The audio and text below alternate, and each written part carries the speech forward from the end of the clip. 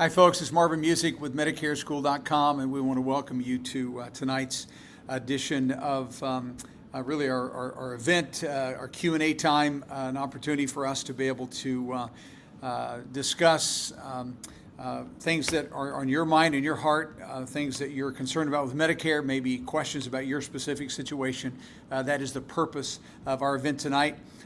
Every Monday, I do a time, we call it Medicare Monday, where we actually take a topic and then expand upon that topic, usually for 30 minutes or so. But tonight's event really is mostly about you and your questions. So if you have any questions, you can begin to put those in the chat. And then we're going to do something very unique. We've never done this before, so hopefully it'll be very helpful. But what we're going to do is we're going to pose somewhere between 8 to 10 questions or so, and we want you to answer those in the chat. So I'm going to state the question, and then I want you to give me your best guess, your best answer, and let's see how folks do. And all these things that we're going to talk about tonight are really important, so I would love it if you got 100% on these quiz questions. If you don't, then it tells you that you just need to keep exploring and learning about Medicare. Before I get to the first question, just a quick reminder, if you're new to our group, we'd love for you to subscribe to our channel. Every time we do a new video, which is 1 or 2 every week, you're notified. And then if you're not a part of our Facebook group, we would like to be, please join that as well. It's a group where many share experiences about Medicare, and then also expert advices as well. So those are 2 great resources. And then lastly, if you need immediate help, we are Medicare brokers. Be happy to assist. Our switchboard is still open. We're on Central Time right outside of Kansas City, Missouri, and Overland Park, Kansas. And so if you need some assistance, there's an 800 number on the screen. You can call in and talk to one of our agents, and we'd be delighted to give you some personal assistance. All right, so let's get started tonight. Again, this is new for us. Hopefully you'll learn some things as we go through. So question number 1 is this. Who doesn't have to start Medicare at 65? Meaning, what group of people, what situation would someone be in where they do not have to start Medicare at 65? And frankly, they're just one group, so put your best answer in. In the chat. Okay, in the chat. Yeah, put it in the chat. Let's give it a second. It's a little delayed. And so someone said here, maybe my computer's muted. I guess that's not accurate. It's not. Okay, very good. All right.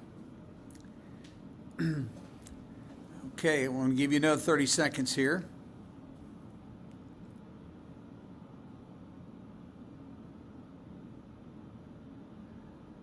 All right. Anybody else in there? We got answers coming through. You see all those? Okay, very good. Very good. All right. Well, for sure, some of you have given the right answer for sure. Others, you very close. So who doesn't have to start Medicare at 65? And the answer is anyone that is still working or their spouse is still working and they plan to continue to work, and you're covered by an active employer-provided plan that has 20 employees on the payroll or more. I noticed some of you said those still working. That wouldn't be true if there were less than 20 employees. So you do not have to do Medicare A or B if you're still working or your spouse is, and you're covered by that plan and you're going to continue to work. You're in that one group and only one group that does not have to start Medicare. So good job for those of you that had that. All right, let's go to question number 2. Now, if you keep working or your spouse is working and you do not enroll into Medicare Part A, meaning you decide I'm not going to take A only, will you be penalized for not taking Part A at 65 when you plan to continue to work? Will there be a penalty not enrolling into Part A only? Next question, that one. All right. So if you're keep working, do not enroll in Medicare Part A, will you be penalized? I see a no, I see a yes, I see a no, yes, no. Keep on. All right, no penalty. No penalty. All right. Okay, let's talk about it. So the answer is this.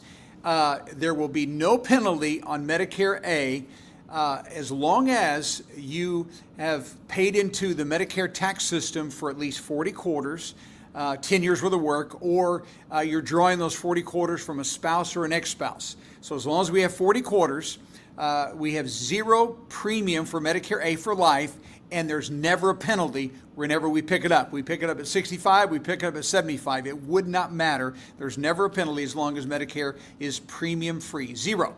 All right, so there is a small group of people that could be penalized for Medicare, not taking Medicare A at 65, and that's those who have to buy it. If someone has to pay a premium for A, that means they don't have 40 quarters.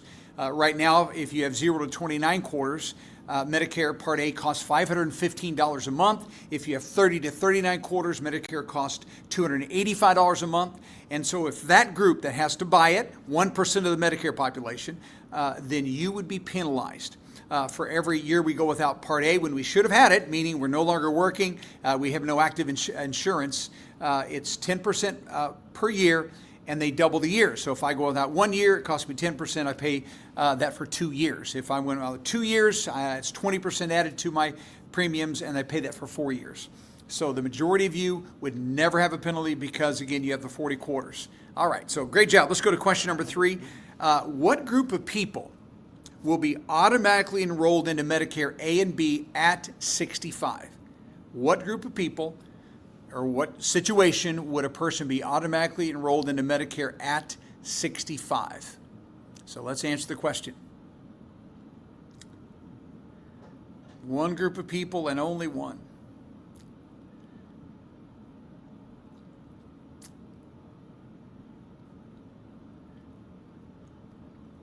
All righty, well, I see lots of right answers there, and you're exactly right. Anyone that is receiving Social Security benefits.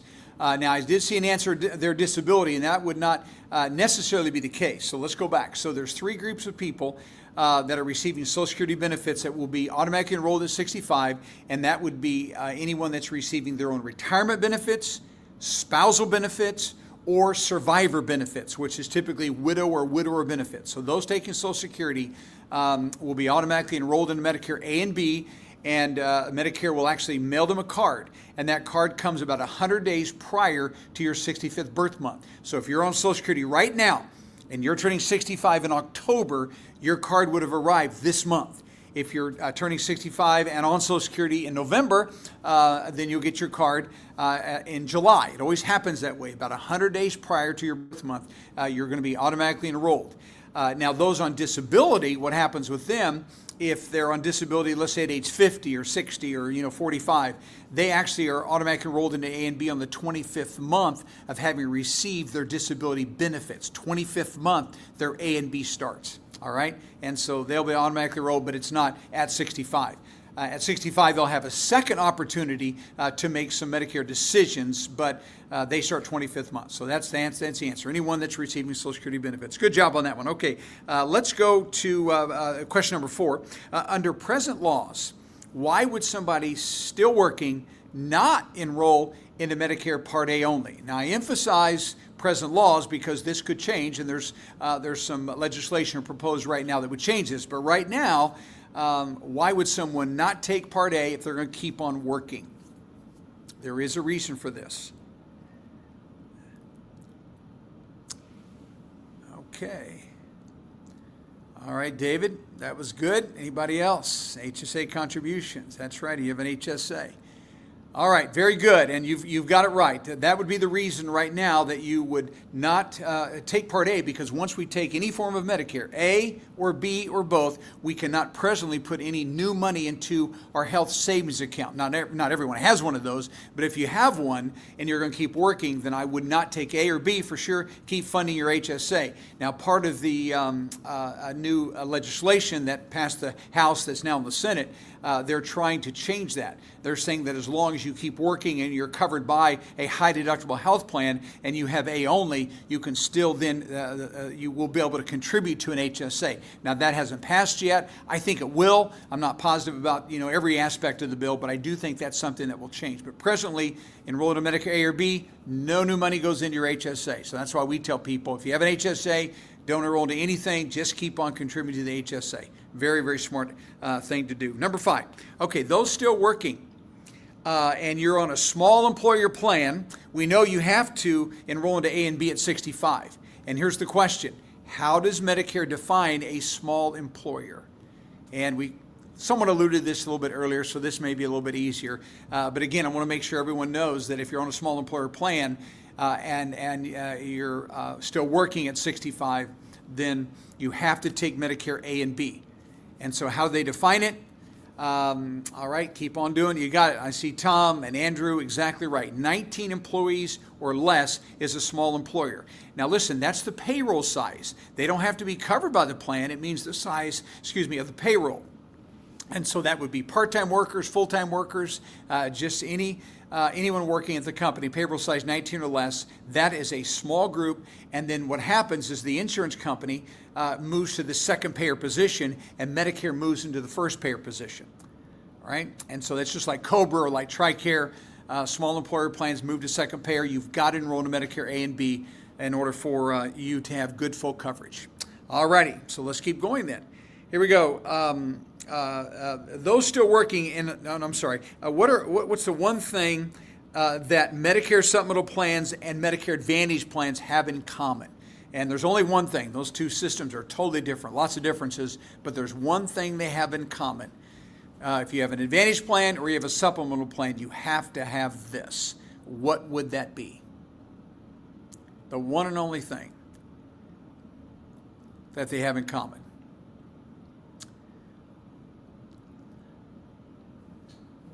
Okay, keep on. Here we go. Very good. That's exactly right. You have to be enrolled in Medicare A and B to have a supplemental plan or the Advantage plan. Now, if you enroll in A and B, have a supplemental plan, A and B pays first, and the supplemental plan pays second. If you enroll in A and B and then have an Advantage plan, what they're doing is they're replacing those A and B benefits, and they're replaced by a private health insurance company. So it is the one thing they have in common. So if someone wants a supp or an Advantage, got to enroll in A and B. You have no options beyond that.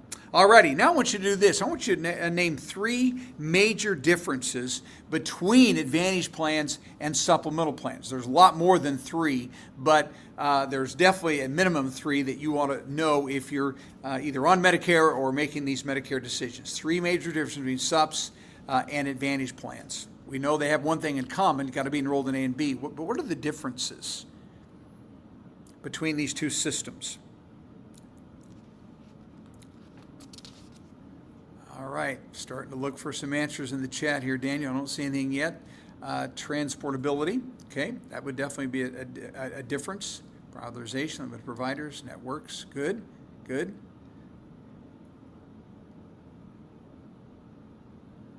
All right, keep it up. Those are all wonderful.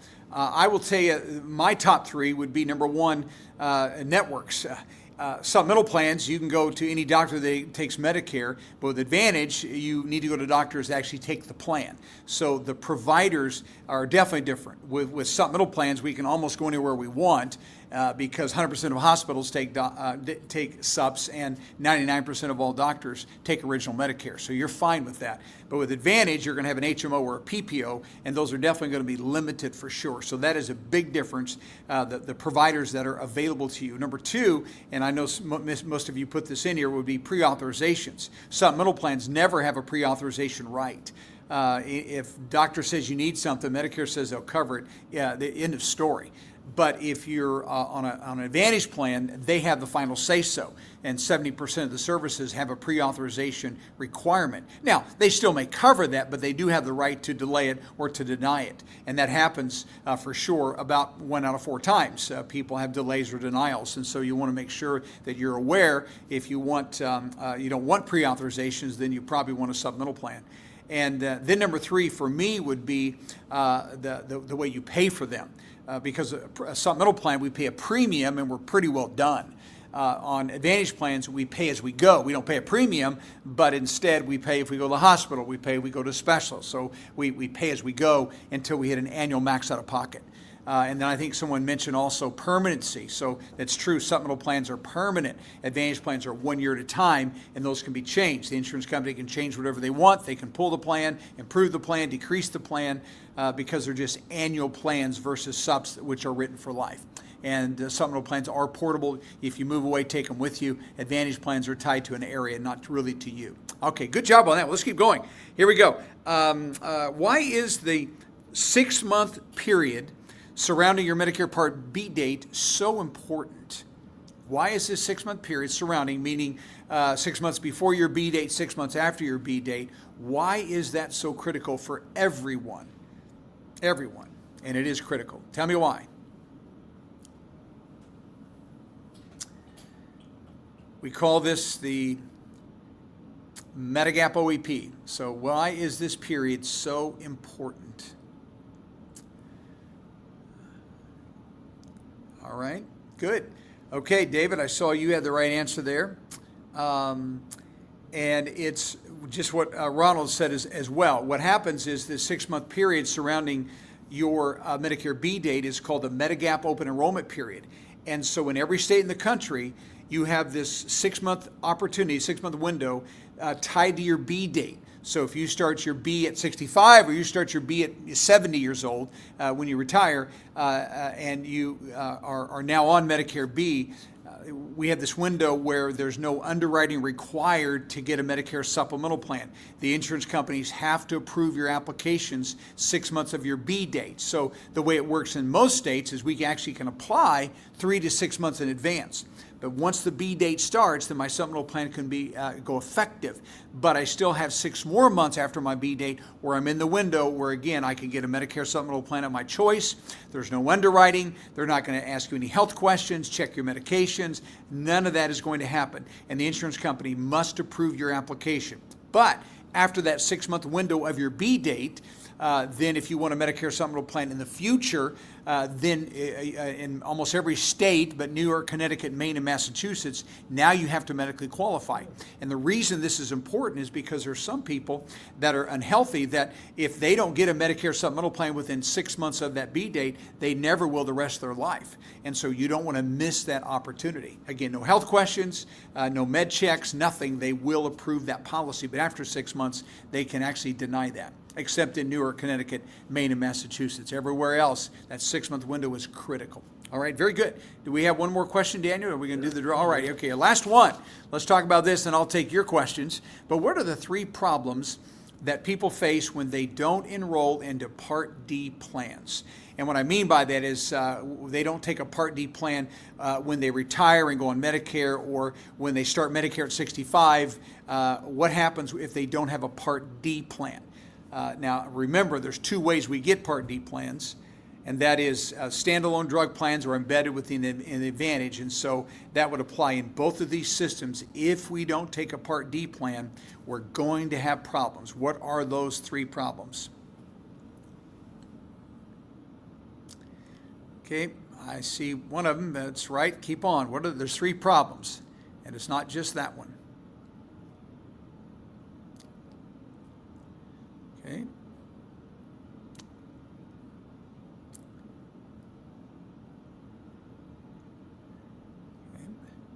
All right. Okay, very good. So some definitely good answers there. The first one that most are talking about would be penalties, and that's for sure. That is an issue. So if we don't start when we're at 65 or when we retire, what happens for every month that we go without a drug plan when we should have had one, we have a 1% penalty per month. And on average, that's about 35 cents a month. So if someone went without a drug plan for a year, they would have a $4.20 penalty every month added to their drug plan when they pick up a drug plan at a later date. So basically $4 a month for every year you go without. And so I've had people go without for 2 or 3 years, and now they've got an $8 or $12 penalty added to their drug plan for the rest of their life. So lifetime penalties, number one. Then number 2 would be if you decide that you do want to pick up a drug plan, you just can't add one when you want to. There's only one time a year that you can add a drug plan if you don't take it at retirement or at 65, and that is you have this period October 15th to December 7th. So if you decide you need a drug plan in February, you're out of luck. You have to wait until the annual open enrollment period, October 15th, December 7th, to add one, and that new plan will not go into effect until January 1. So that's the second issue. Penalties, and then you're limited on when you can enroll. And here's the big one.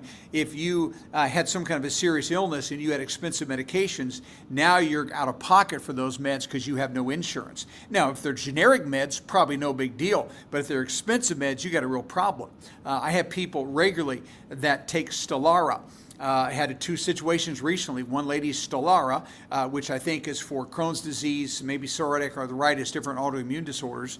But one lady had a prescription of Stelara that was $13,500 a month. I had another lady that was double that, to literally $27,000 a month.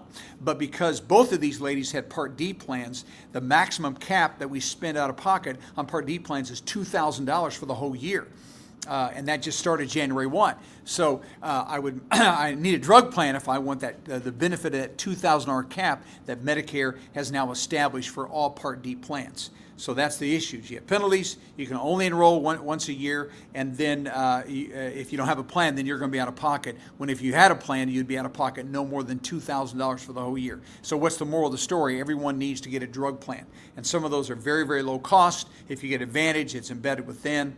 And so you want to make sure you get a Part D plan. All right, so I think that's enough, Daniel. I think those questions were good. And by the way, I like what you're saying there about Eliquis, $600 without a drug plan. If you have a drug plan, you got to meet the deductible and probably a copay of $45 after that.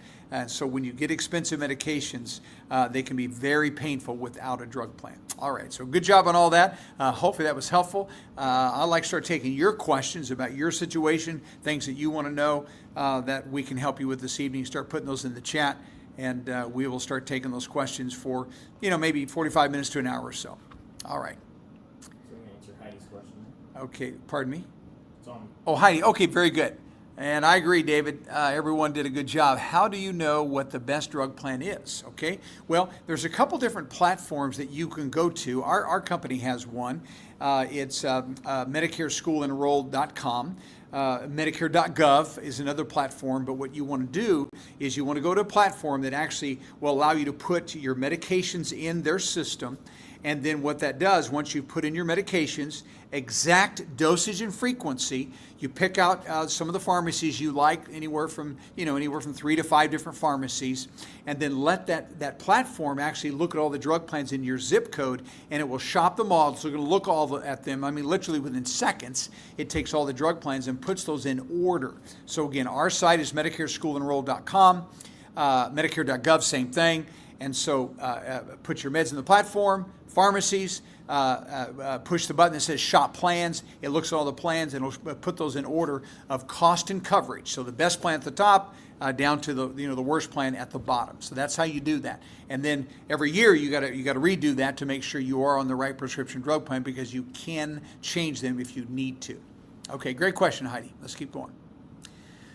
If initially start with an Advantage plan, how long do I have to switch to a gap plan without underwriting? I believe it's 12 months. Can you confirm? Yes, Jane, that would be true in most situations. And for sure, Jane, if a person starts on an Advantage plan at 65, which means their A and B date are the same, and they enrolled into an Advantage plan, yes, you do have a 12-month trial right, which means anytime during that 12-month window of your A and B date, no later than 12 months, you can go back to original Medicare, get a supplemental plan with no underwriting and a prescription drug plan. Now, if you have different A and B dates, or you didn't start with that Advantage plan, then the rules are different. Sometimes people start with a supplemental plan and then move to an Advantage plan, and they still have 12-month trial right, but when they go back to a supplemental plan, they have to go back to the same carrier that they were with no underwriting.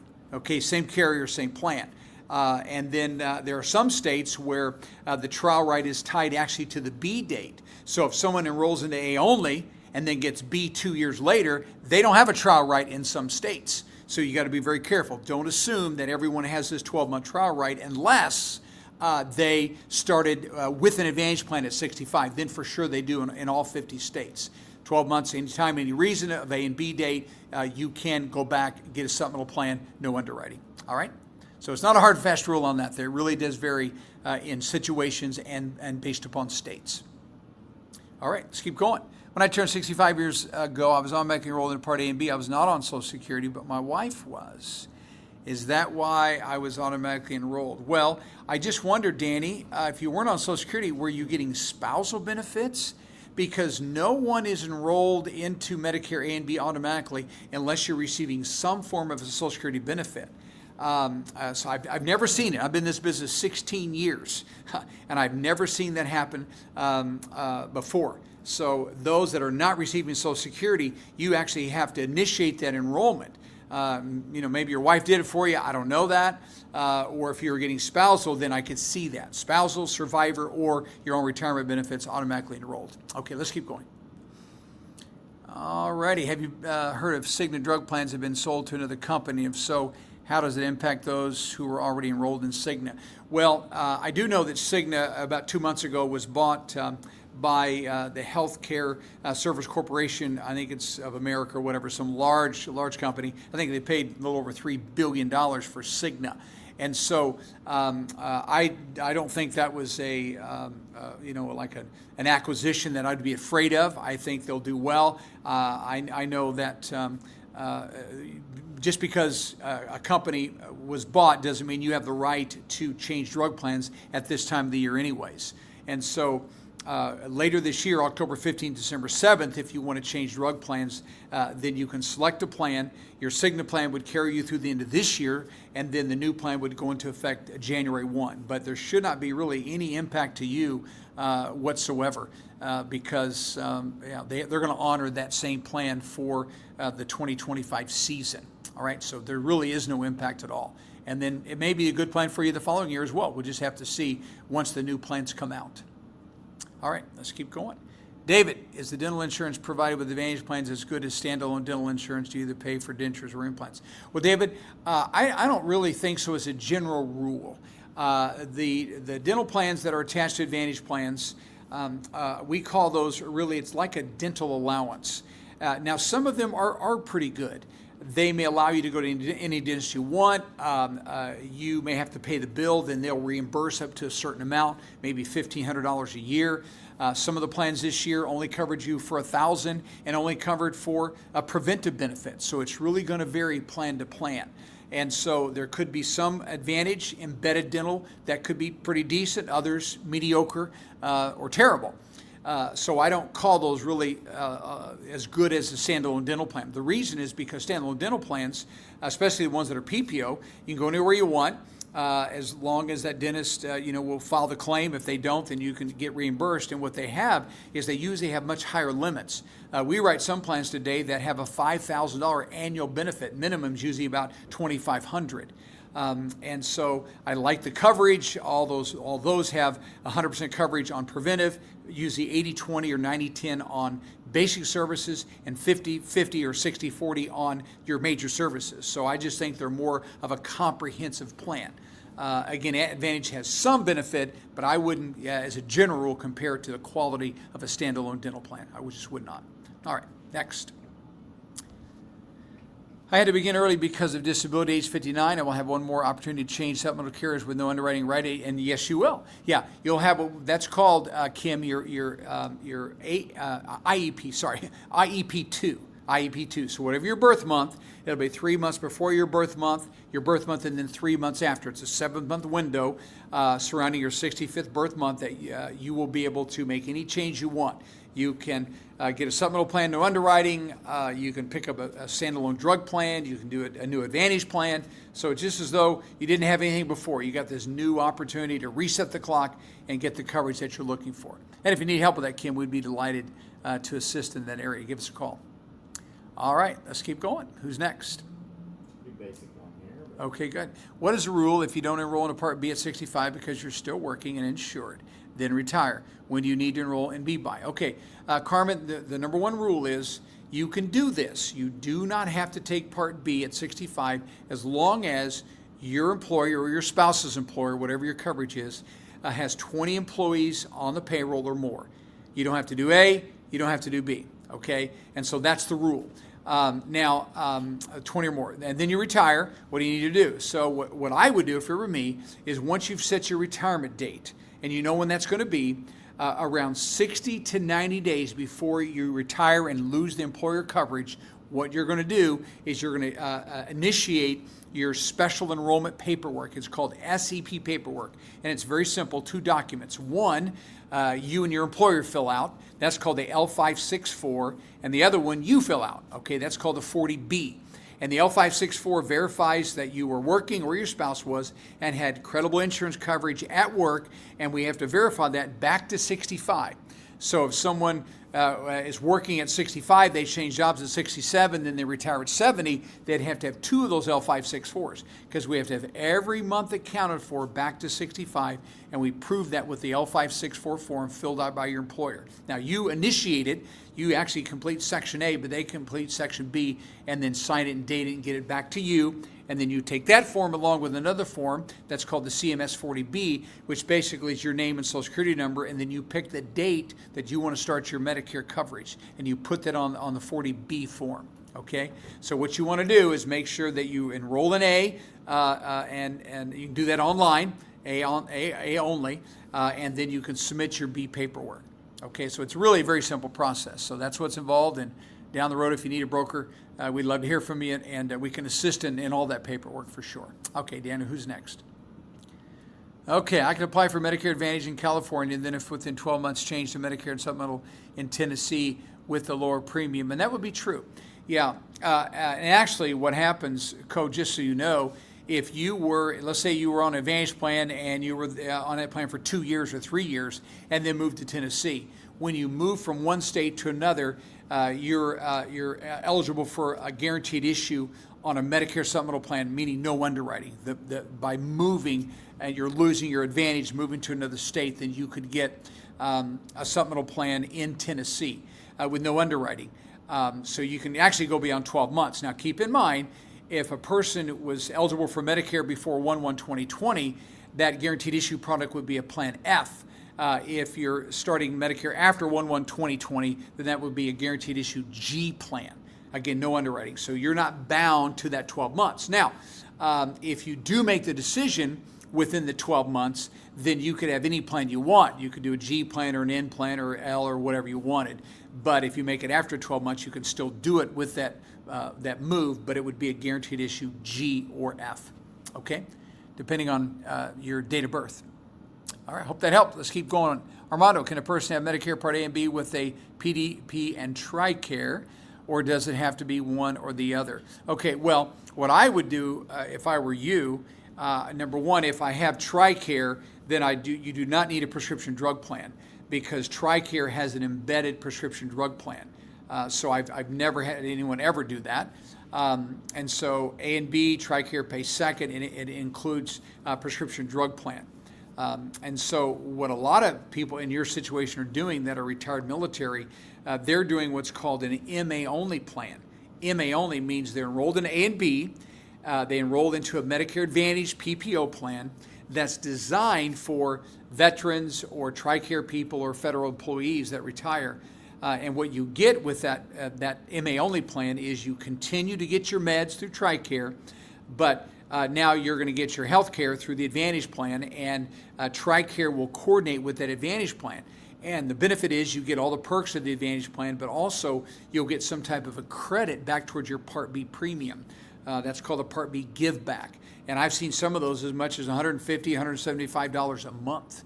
And so there's a lot of Tricare people that do that. And the good news about that is if you decide to try that, an MA only plan, and if you don't like it, any year during the Medicare open enrollment period, you can drop it and just go back and have A and B and Tricare. So again, I would not get a prescription drug plan if I had Tricare prescription insurance. Okay, let's keep going. If you move to a different state, for an example, to Florida, do you need to inform your Medigap insurance or Medicare? No, you don't, because they will be notified. Because once you do a change of address, then the U.S. Postal Service will actually notify Medicare about that change, which in turn will then notify your Medigap policy. Now, what I would do, you don't have to call Medicare, but I still would call my Medicare supplemental company and let them know I'm relocating. They're going to find out eventually anyways, but I'd let them know just to make sure any mail that you're receiving is going to go to the correct address. And also make sure of this, if you change addresses and you change banks, be sure to give the Medigap company your updated banking information if you're paying through an EFT. Most people do pay through an EFT, or ACH. So update that address, because I've had people that moved and didn't update the address, and you only have 30 days of grace on a supplemental plan. So if they don't have the premium within 30 days, they cancel you. And to get it back, you got to go through underwriting. So you don't want to put yourself in that position. Okay, so Postal Service we'll notify Medicare for sure. I'd take it on myself to let the supplemental plan know you've moved just for that purpose. It's just for mail and for bank drafts. Okay, let's keep going. All right, just retired last month and was enrolled in Part A and B. Do I need Part D also? I would, Chris, just because of the risk we run without a Part D plan, even if you don't take meds now. And there's plans right now in Part D, several of them, that are very low cost. You can find a $3 plan, sometimes a zero premium plan, sometimes $12. So there's some very low cost plans, but enroll in one because if you need an expensive medication, that medication is probably in the formulary. And so therefore you'll have that $2,000 cap with all Part D plans. So if you go without and you needed, let's say, self-administered chemotherapy pills that cost $5,000 or $7,000 a month, now you're out of pocket because you did not have a Part D plan. So the answer is yes, you do. Get a Part D plan. Okay. All right, let's keep going.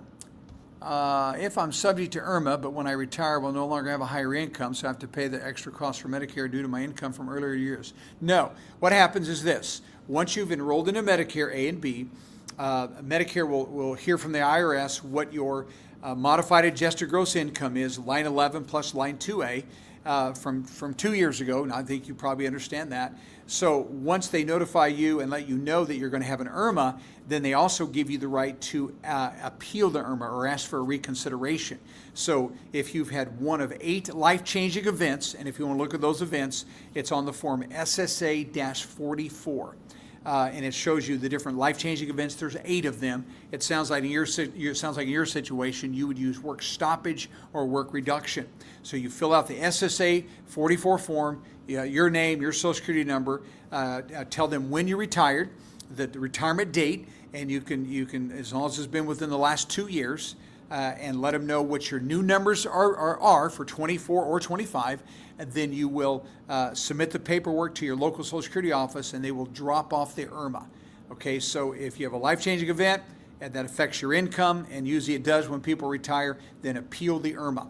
And sometimes people may not get rid of the IRMA fully, but they may move down a level or two because there's 5 different levels of IRMAs. So it's always worth your time to do it. And you want to do that once you get the letter saying you have an IRMA, then you can appeal. You can't appeal before. And that life-changing event has to have occurred as well. Okay? So work stoppage, work reduction, death, marriage, divorce. Those are the big 5 that people use when it comes to appealing IRMAs. So you can get rid of it. You just got to fill the paperwork out and get it to your local office. Okay, what's next? All right, when should I suggest a Medicare Advantage plan to replace a MedSup plan? Well, if someone comes to a place where they're not able to afford their Medicare Supplemental plan premium, then I would look at an Advantage plan. And so as long as you can afford the premium, then I would keep a supplemental plan. I am not quite 65. I'll be 65 in January, and I'm definitely going to go on a supplemental plan because I would rather spend a little extra for the quality of the insurance I'm going to have with my supplemental plan, as we talked about. No networks, no pre-authorizations at all, a permanent plan, a plan I have predictable cost. And so the whole point is if someone has a sub and then maybe their finances change and they can no longer afford that premium, then by all means, then take an Advantage plan. And you can do that once a year, October 15th through December 7th.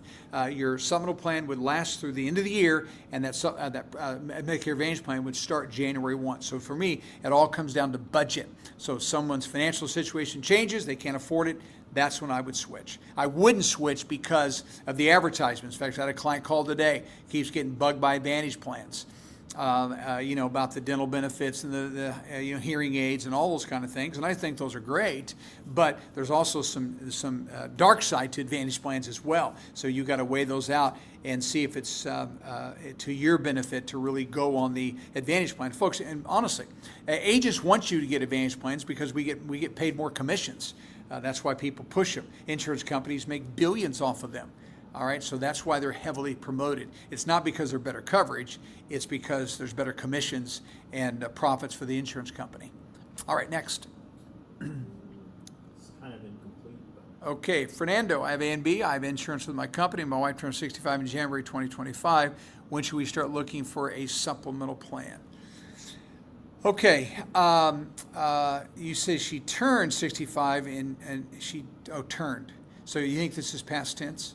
I have no idea. Okay, I don't know if it meant okay. 2026. Yeah, I didn't know if you meant to put 2026 in there.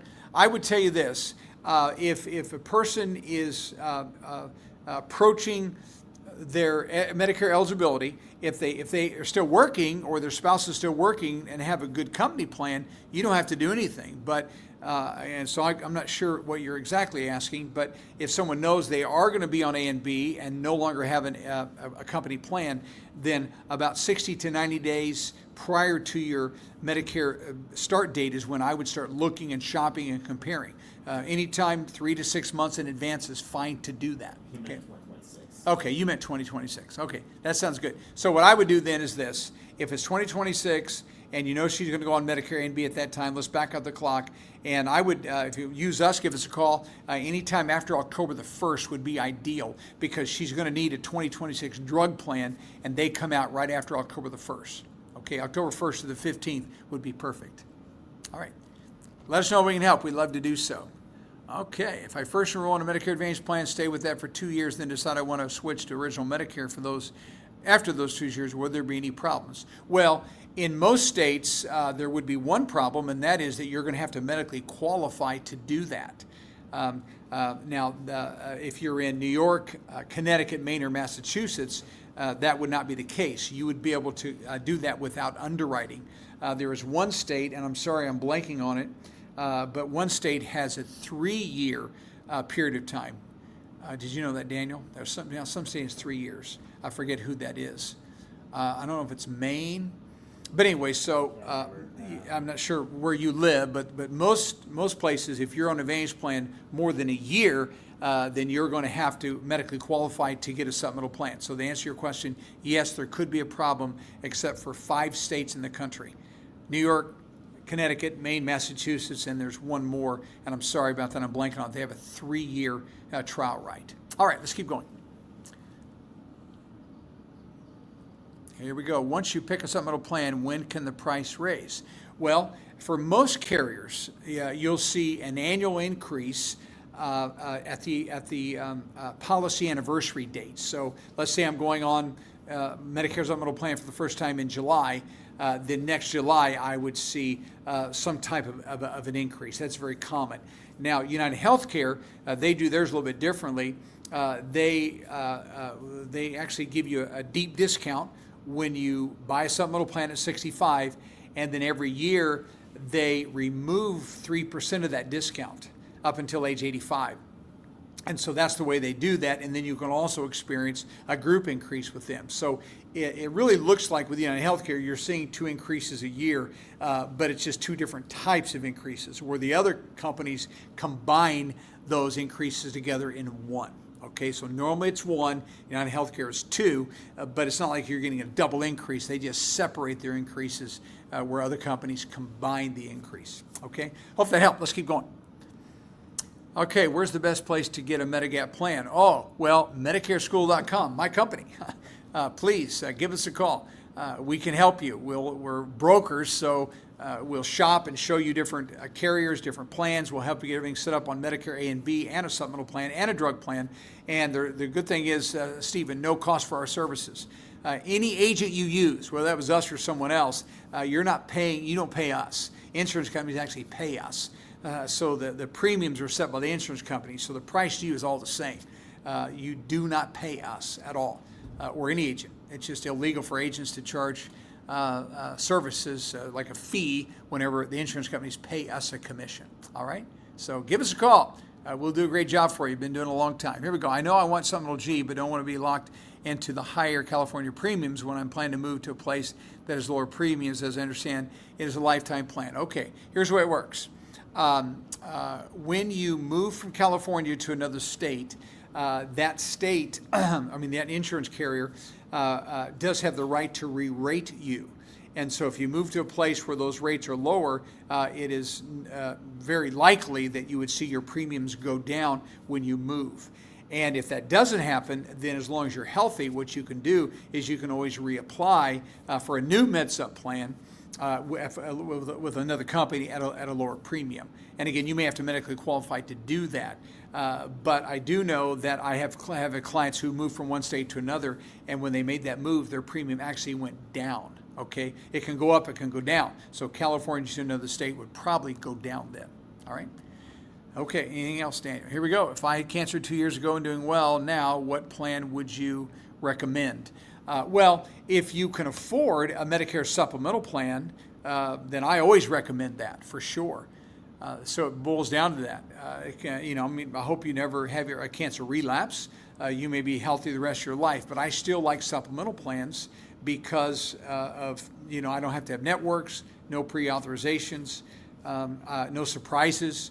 It's the same coverage whether you're in Alaska or in Florida. There's no difference with MedSup plans. They follow Medicare. So there's a lot of wonderful aspects of Medicare supplemental plans that people love. But again, you got to pay a premium for that. So if you can afford a supplemental plan, I'd do that. If you can't, then I would find the very best Advantage plan possible in your market. And if you need help with either one of those, we'd be delighted to help you do that. 70% of our clients have MedSups. 30% have Medicare Advantage plans. And the reason we have so many MedSup clients is because we're honest about some of the disadvantages of Advantage plans. Most agents don't want to talk about the disadvantages. They only want to talk about the advantages. Dental allowance, hearing aids, gym membership, those kind of things. Well, there's more to insurance than the perks. You want quality insurance, and that's always going to come with the supplemental plan. Advantage plan's fine. The way I describe it is Advantage plans are certainly acceptable insurance, average and quality insurance, but Medicare supplemental plans, I believe, are exceptional insurance. Okay? I like Advantage over A and B by itself, but when it comes to the other two choices, I prefer supplemental plans. And again, our company makes less money with subs than we do with Advantage, but I think you have higher quality insurance, and that's what's going to matter to you. If you had a serious illness, you're going to care about that. Okay? All right, next. I had someone tell me that I can lock in my rate for 18 months if I sign up now.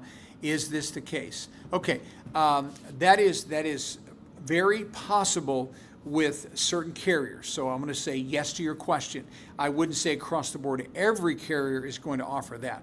But normally what happens is, let's say if you applied 6 months in advance of your effective date, then that rate should be locked in during that 6 months plus the 12 months following. But I couldn't honestly say every single carrier is going to do that for you, but it is possible for sure. Okay. All right. Next.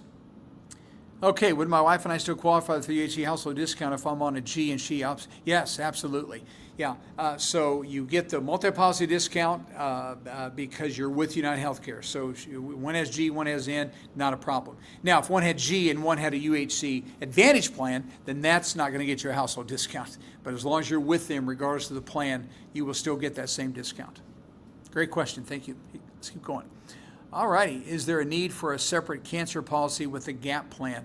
Not necessarily, though we have people that have those, and they get a separate cancer policy because there can be expenses beyond medical that people may be, want to have covered. It could be loss of income from job. It could be, travel expenses if they want to go to, Mayo Clinic or MD Anderson or something. So there could be some additional expenses incurred that are not medically related that they would like to have some cash to help cover those expenses. But is it necessary? No, it's not. Now, I would tell you if there's a history of cancer in someone's family, maybe not bad. If you feel comfortable with the premiums, I don't think it's a bad idea, but is it, for sure necessary? No. Now, if you had an Advantage plan, I for sure would get a cancer plan because you want to have that money to offset those out-of-pocket expenses, max out-of-pocket on the Advantage, because most people on Advantage plans could be subject to the max out-of-pocket if they go through the cancer treatments. All right. Next. Anybody else? Here we go. What does community-based pricing versus age-based mean? Okay. What it means is this. Whenever an insurance company, MedSup company, Medicare Supplemental company, sets their rates, they have 3 different rating options. Now, some states dictate what the insurance companies must use when they do their premium ratings, okay? So that's what it all has to do with the method used to determine the premiums. And so there's 3 different options. You've mentioned 2 of them, community, issue age, and then the other one is called attained age.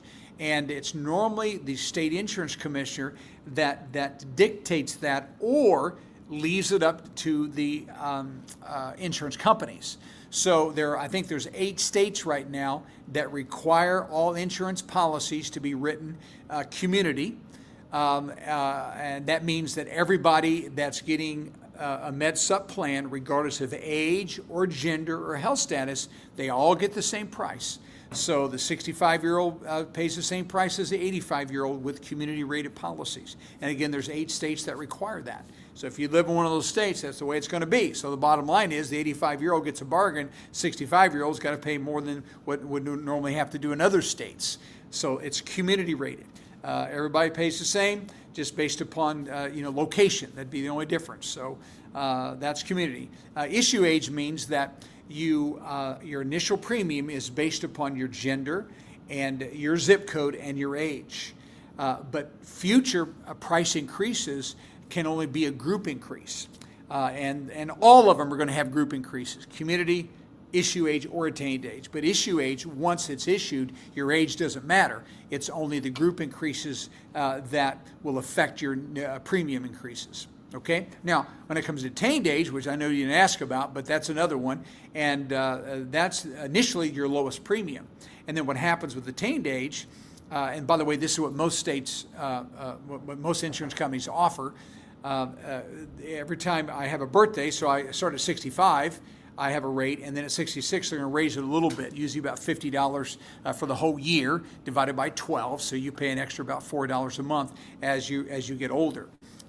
But the reason for that is because with attained age policies, they can have group increases, but because we have these little slight annual increases because of age, those group increases are normally less frequent and less drastic.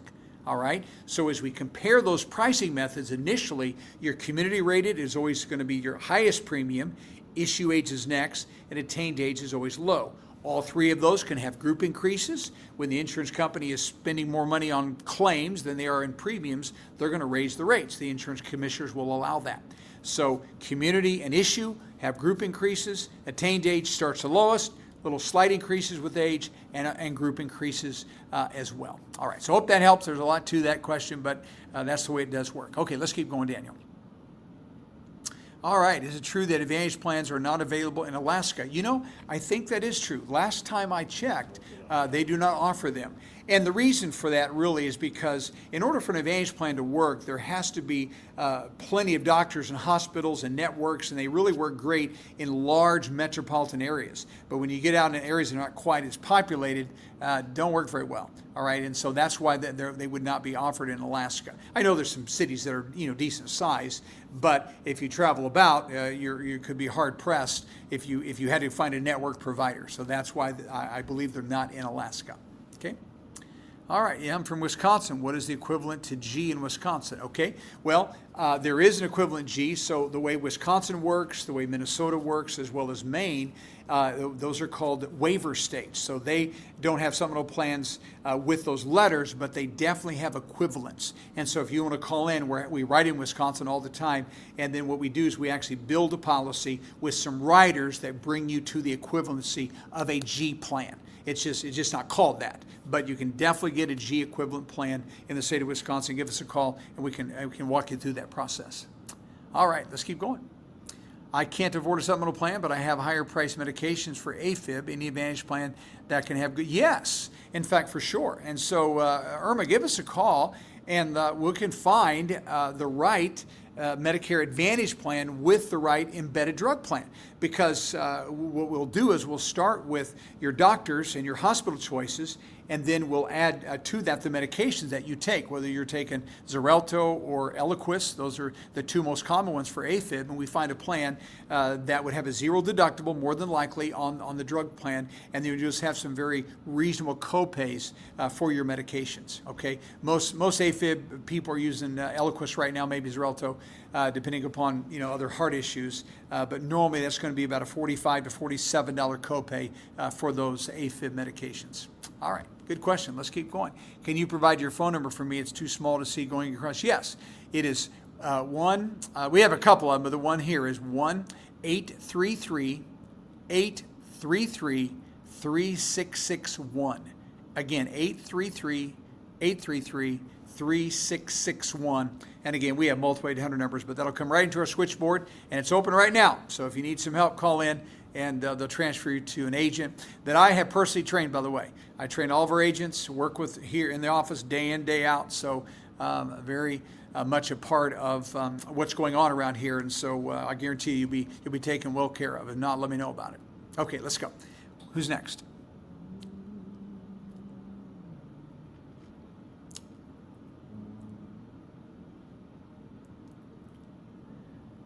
All right, here we go. Alan, I'm signed up for a supplemental plan to start September 1st. My wife is signing up tomorrow with the same company. Can we still get the family discount? Yes, you can. So here's the way it works. Let's say that your plan goes into effect September the 1st, and your wife's goes into effect October 1. And so what would happen, there's two types of discounts. We have what are called household discounts, which mean you're married or you live with someone that is also Medicare eligible. That's a household discount, meaning you're not single. And then we have multi-policy discounts. And the multi-policy discounts are for those where the spouse or the, it's a significant other will actually they're going to be with the same company. So you're both with ABC Insurance Company or XYZ Insurance Company, and so then you get a second discount for that. So household means you're not single. Multi-policy says you're both together, but the multi-policy discount usually doesn't go into effect until both of you are effective. And so if you're in September 1, she's in October 1, you may get the household discount, but the multi-policy may not kick in until she also goes into effect. Okay, so that's the way it works.